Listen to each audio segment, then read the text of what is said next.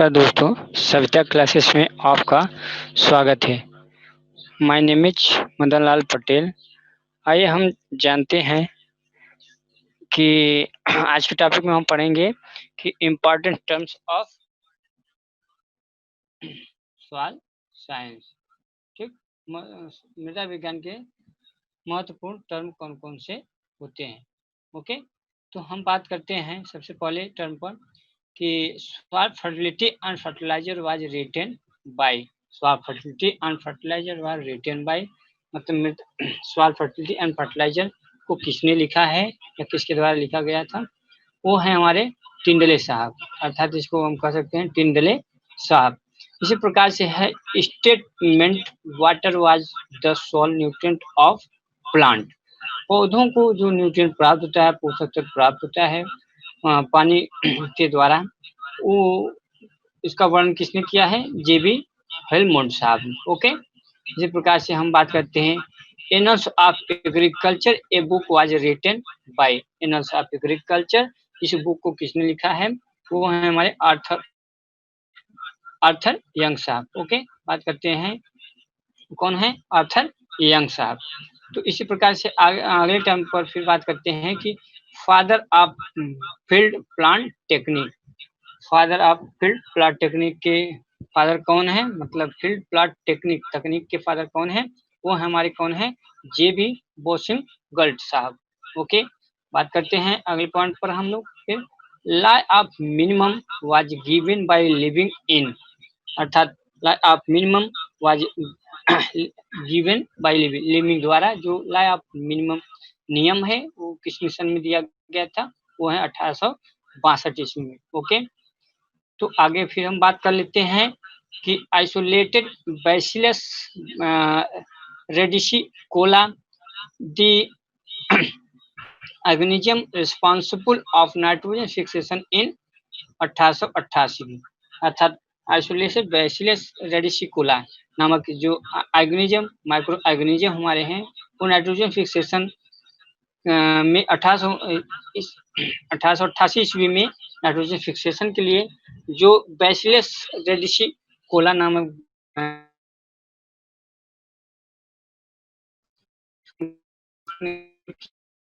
हमारे ब्लू बेजिंग रिंग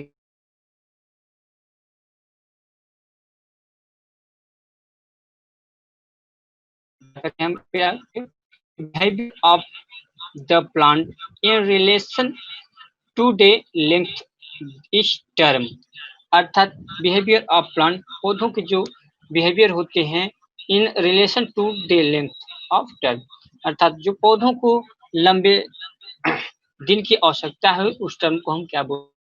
पीरियोडिज्म बोलते हैं, अर्थात उस टर्म को हम क्या बोलते हैं? Photo periodism.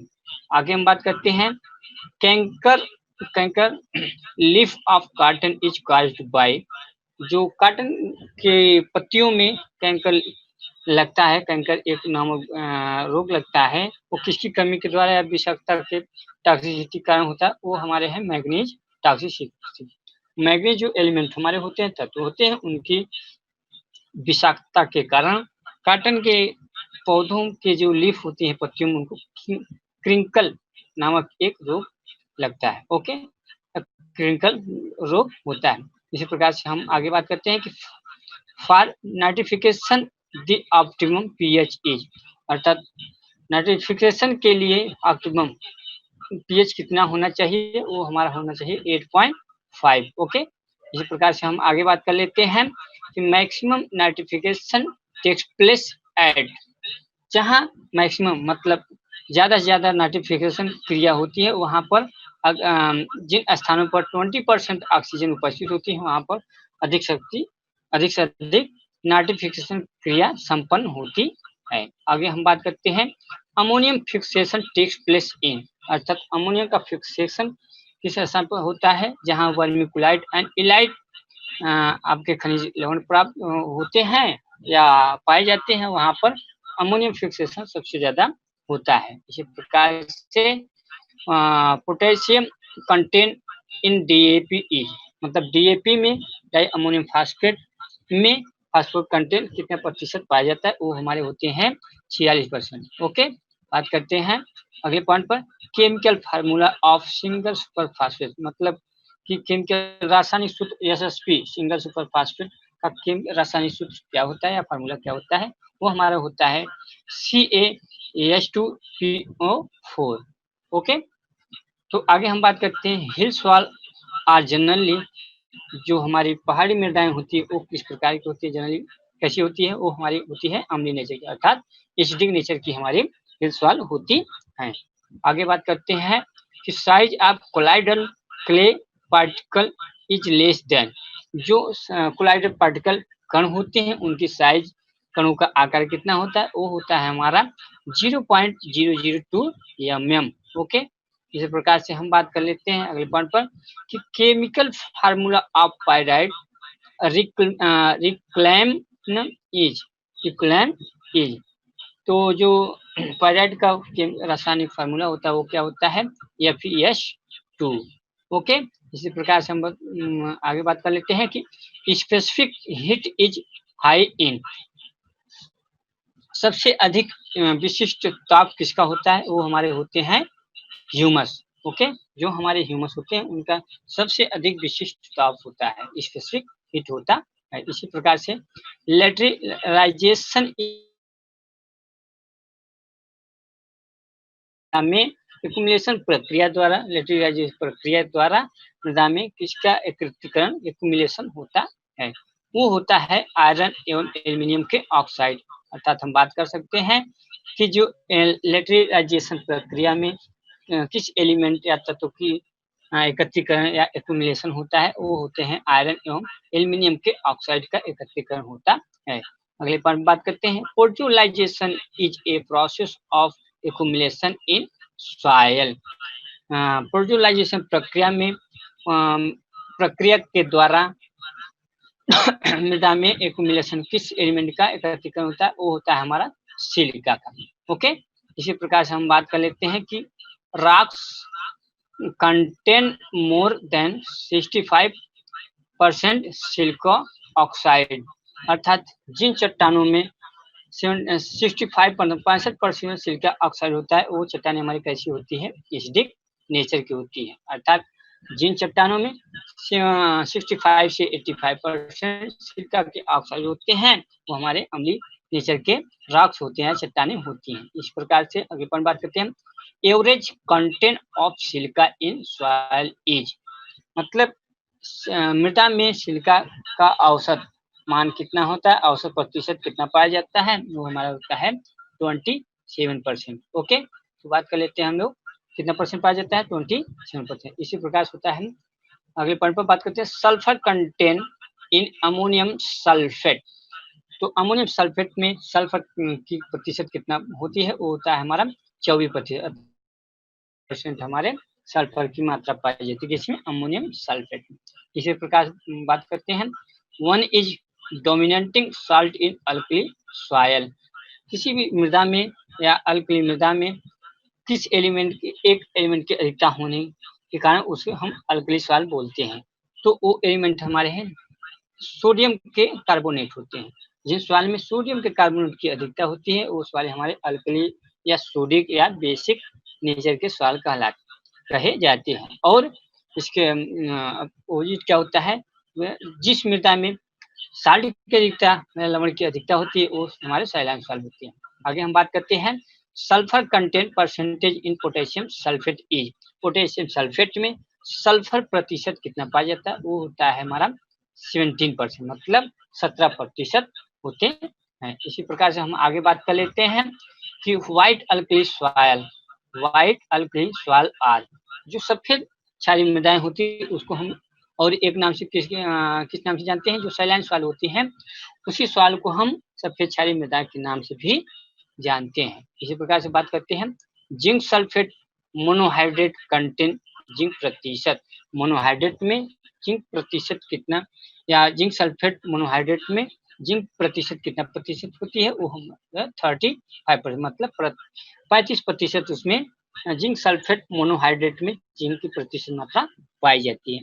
इसी प्रकार से हम आगे बात करते हैं बोरान कंटेंट इन बोरेक्स, जिसको हम सुहागा भी बोलते हैं। सुहागा में बोरान की कितना प्रतिशत मात्रा पाई जाती है, कितने प्रतिशत पाई जाती है, वो होती है 11%, मतलब 11% उसमें हमारे बोरान की मात्रा पाई जाती है। ओके, इसी प्रकार से हम बात करते हैं smallest value that can be called a soil is. Okay, तो जो smallest volume that can be called a soil, मृदा के सबसे छोटे कण को या पार्टिकल को हम क्या बोलते हैं, पेडान। ओके, तो पेडान से ही पेंडोलॉजी का निर्माण हुआ है। ओके, बात करते हैं हम आगे कि कैल्शियम साइनामाइड कंटेंट नाइट्रोजन प्रतिशत। कैल्शियम साइनामाइड में नाइट्रोजन प्रतिशत हो जाता है, पाया जाता है कितना, 21%, मतलब 21% हमारा कैल्शियम साइनामाइड में नाइट्रोजन प्रतिशत पाई जाती है। इसी प्रकार से हम आगे बात कर लेते हैं टर्म फंक्शनल और metabolic nutrient was given bye. जो टर्म फंक्शनल या इसी को बोलते हैं metabolic nutrient was given bye, इसे किसके द्वारा दिया गया है, वो है डीजे निकोलस, मतलब डीजे निकोलस द्वारा यह टर्म या यह टर्म दिया गया है। ओके, या इसी को हम बोल सकते हैं टर्म फंक्शनल और मेटाबॉलिक न्यूट्रिएंट वाज गिवन, मतलब या टर्म फंक्शनल बोल सकते हैं या मेटाबॉलिक न्यूट्रिएंट भी बोल सकते हैं। तो इस टर्म को किसने दिया, डीजे निकोलस साहब ने। इसी प्रकार से आगे हम बात करते हैं अगले पॉइंट पर कि total number of master horizon present in soil are.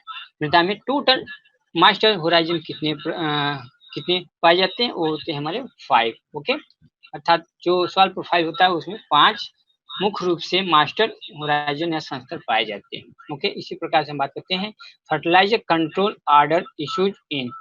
जो फर्टिलाइजर कंट्रोल ऑर्डर इशू हुआ है वो किसमें ईस्वी में इशू हुआ था या लॉन्च हुआ था या दिया गया था, 1957 ईस्वी में, अर्थात 1957।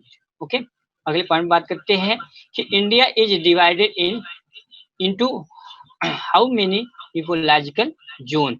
अर्थात मृदा जो इंडिया भारत में इकोलॉजिकल जोन को कितने वर्गों में या भागों में डिवाइड किया गया, वो हमारा है 20। ओके, तो 20 भागों में इसके को बांटा गया। ओके, तो आगे हम बात कर लेते हैं फिर कि क्या है, तो आगे हम फिर बात करेंगे कि father of host plant. Okay, तो आगे बात करते हैं father of host plant resistance is. तो होस्ट प्लांट रेजिस्टेंस के फादर कौन है, वो हमारे हैं आर.एच. पेंटर। ओके, आर.एच. पेंटर साहब हैं। उसके बाद आगे हम बात करते हैं सेंट्रल इंसेक्टिसाइड लेबोरेटरी, जिसको हम बोलते हैं CIL, इज लोकेटेड एट, ये कहाँ है, सेंट्रल इंसेक्टिसाइड लेबोरेटरी कहाँ है, इसको हम बोलते हैं CIL, is located by Faridabad. अर्थात यह हमारा जो सेंट्रल इंसेक्टिसाइड लेबोरेटरी है वो कहाँ है, फरीदाबाद में। इसी प्रकार से हम बात करते हैं फिर कि total number of pesticide restricted for use in India. Total जो आपके पेस्टिसाइड यूज होते हैं या रिस्ट्रिक्ट होते हैं फॉर यूज इंडिया में, भारत में, वो हमारे 7 है।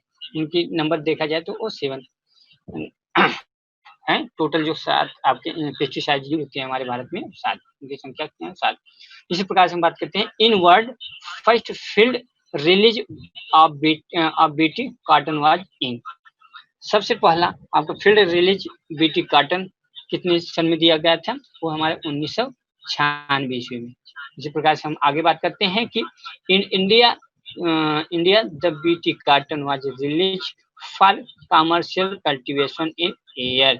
अपने भारत में वो तो जो इससे पहले था वो हमारे विश्व में सबसे पहले 1996 ईस्वी में field release of BT cotton launch किया गया था या दिया गया था या हमारे यूज हुए थे। इसी प्रकार से अपने भारत में दिख रहा है तो in India the BT cotton was release of commercial cultivation in year.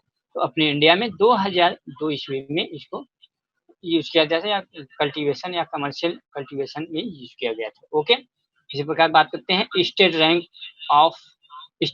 First in raw silk production is. तो स्टेट आपके स्टेट रैंक फर्स्ट किसका है? सिल्क प्रोडक्शन, रा सिल्क प्रोडक्शन में किसका है? वो हमारा है कर्नाटका। ओके, इसी प्रकार हम बात करते हैं nosema disease of bee is cause by. Nosema disease of bee में या बी का नोसेमा डिजीज किसके द्वारा होता है, किसके कारण होता है? वो हमारा होता है प्रोटोजोआ। इसी प्रकार से हम बात करते हैं कि father of insect physiology. Insect physiology के फादर कौन है? वो हमारे हैं विग्लेसवर्थ साहब। ओके, इसी प्रकार से हम बात कर लेते हैं कि study of animal behaviour is called as. Study of मतलब एनिमल बिहेवियर का अध्ययन जिसका जो किया जाता है उसको हम क्या बोलते हैं? इथोलॉजी बोलते हैं। उसको हम क्या बोलते हैं? इथोलॉजी। इसी प्रकार हम बात करते हैं कि optimum moisture content of storing wheat. जो भंडारण में हम गेहूं रखते हैं उसमें ऑप्टिमम मॉइस्चर कितना होता है, नमी कितना होता है? वो होता है हमारा 12%, मतलब 12%। ओके, आगे हम बात करते हैं founder of modern bacteriology is. Founder of modern bacteriology किसके द्वारा दिया गया है? वो हमारे हैं क्वाशर साहब। ओके, वो कौन है? क्वाशर साहब। इसी प्रकार से हम बात करते हैं कि father of bacteriological technique is. जो फादर बैक्टीरियोलॉजिकल तकनीक के फादर कौन है? वो हमारे हैं कोच साहब। ओके, वो कौन है? वो कोच साहब है। इसी प्रकार से हम बात करते हैं Gram staining was discovered by in year. जो ग्राम स्टैनिंग, देखिए आपको कोई भी बैक्टीरिया को ग्राम स्टैनिंग किया जाता है या उसको स्टरलाइज किया जाता है तो उसको दो है, एक ग्राम नेगेटिव स्टैनिंग होता है, एक पॉजिटिव होता है। तो जो Gram staining was discovered by in year, जो ग्राम स्टैनिंग सबसे पहले किस सन में दिया गया था या हुआ था, लॉन्च हुआ था? वो है हमारे 1884 ईस्वी में। ओके, इसी प्रकार से बात करते हैं अगले पॉइंट पर कि counter staining use. Counter staining use in gram staining. Counter staining जो हमारे होते हैं ग्राम स्टैनिंग में कौन सा के यूज होते हैं, या एलिमेंट या तत्व या कोई भी क्या यूज होता है? Counter staining use in gram staining में कौन सी चीज डाली जाती है जिसके द्वारा वो स्टैनिंग की जाती है? वो हमारे क्या है? सैप्रेनिन होते हैं। ओके, इसी प्रकार से बात करते हैं acid fast staining use of which bacteria. तो acid fast staining use of bacteria, जबकि बैक्टीरिया को स्टैनिंग यूज करने के लिए कौन सी एसिड आपको फास्ट काम करता है? वो है माइक्रो बैक्टीरियम। ओके, वो कौन सा एसिड होता है? हमारा माइक्रो बैक्टीरियम। अगर हम करते हैं तो हमारे बैक्टीरिया हमारे क्या होते हैं? वो स्टैनिंग हो जाता है उनका। इसी प्रकार से होता है कि अगर वाज डेवलप बाई, अगर हम लोग अपने लैब में यूज करते हैं अगर, तो वो किसके द्वारा दिया गया है? भाई किसके द्वारा दिया गया है? वो है हमारे हेसे साहब द्वारा दिया गया। अगर वाज डेवलप बाई किसके द्वारा विकसित किया गया है? विकसित किया गया है इसका हेसे द्वारा। ओके, इसी प्रकार से हम बात करते हैं कि ray fungi is the name given to. Ray fungi को और किसने दिया है या किस बैक्टीरिया को हम रे फंजाई के नाम से भी जानते हैं? वो हमारे एक्टिनोमाइसीट्स जो बैक्टीरिया होते हैं या फंजाई होते हैं, एक्टिनोमाइसीट्स जो बैक्टीरिया फंजाई होते हैं उसे हम रे फंजाई के नाम से भी जानते हैं या जाना जाता है। इसी प्रकार से हम बात करते हैं father first antifungal antibiotic. First antifungal antibiotic कौन है? वो हमारे है निस्टैटिन। ओके, बात करते हैं आगे कि फास्फोरस सॉल्युबल माइक्रो ऑर्गेनिज्म। जो फास्फोरस का सोल्यूशन बनाते हैं वो माइक्रो ऑर्गेनिज्म कौन यूज होते हैं उसमें? वैम, जिसको हम बोलते हैं वैस्कुलस। कौन यूज होते हैं? वैम, जिसका फुल फॉर्म क्या है? वैस्कुलर अर्बस्कुलर माइक्रोराइजी।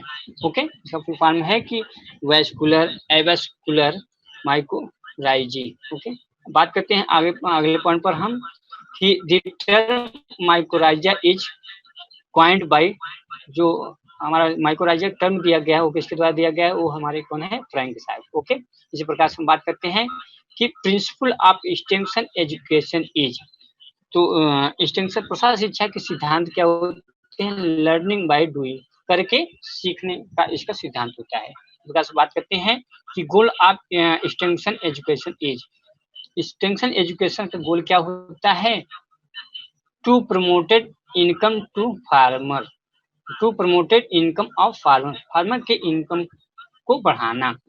ठीक, आगे है फिर कि the first KVK was stabilize in 1974 at, तो 1974 ईस्वी में सबसे पहले केवीके कृषि विज्ञान केंद्र कहाँ पब्लिश हुई थी या लॉन्च किया गया था, स्टेबलाइज हुआ था, वो है हमारे पांडिचेरी। ओके, इसी प्रकार से हम बात करते हैं अगले पॉइंट पर, television broadcast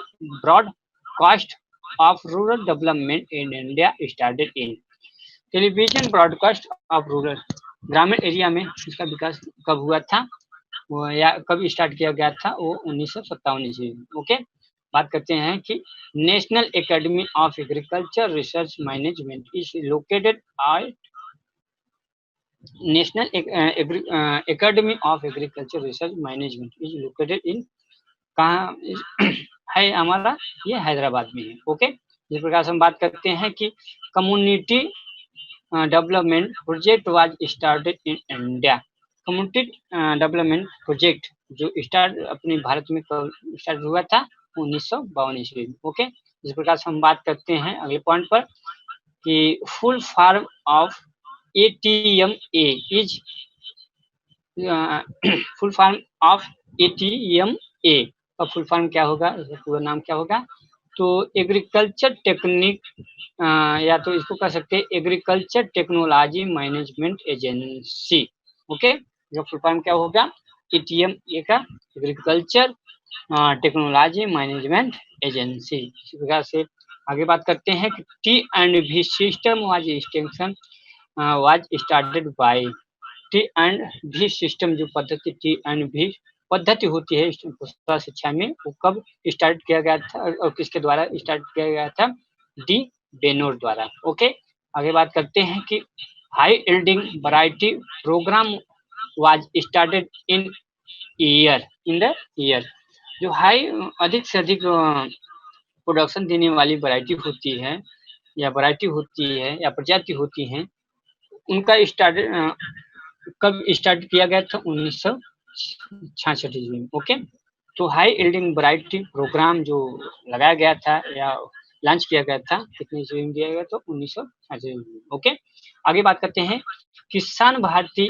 periodical is published from, किसान भारती पेरियोडिकल इज पब्लिश किया गया था और कहाँ पब्लिश किया गया था, वो पंतनगर। ओके, आगे बात करते हैं Gurgaon project was organize by, Gurgaon जो प्रोजेक्ट हमारा होता है प्रसार शिक्षा में, Gurgaon project was established by, किसके द्वारा दिया गया है गुड़गांव प्रोजेक्ट, वो है FL ब्राइन। ओके, आगे हम बात करते हैं कि नेशनल एक्सटेंशन सर्विस, जिसको हम शॉर्ट फॉर्म बोलते हैं NES, in India was invited on, जो एक्सटेंशन एजुकेशन सर्विस होता है जिसको नेस बोलते हैं, इंडिया में कब इसका इन्वाइटेड किया गया, तो वो है हमारा 2 अक्टूबर 1953 ईस्वी को अपने भारत में इसको इन्वाइट या आमंत्रित किया गया था। इसी प्रकार से अगले पॉइंट में बात करते हैं first agriculture university in India was established at, सबसे पहली एग्रीकल्चर यूनिवर्सिटी अपने इंडिया में अब आई कौन सी है, वो हमारी है पंतनगर में। ओके, आगे बात करते हैं programme planning is procedure of, programme planning is a procedure of, जो प्रोग्राम प्लान होता है हम लोगों का, उसका विधि क्या होता है, वर्किंग विद द पीपुल, लोगों के साथ मिलकर काम करना। ओके दोस्तों, यहाँ तो आज का टॉपिक हम लोगों का कंप्लीट हुआ। यदि आपको आज का वीडियो अच्छा लगा होगा तो आप वीडियो को लाइक करिए, कमेंट करिए और शेयर करिए। Best of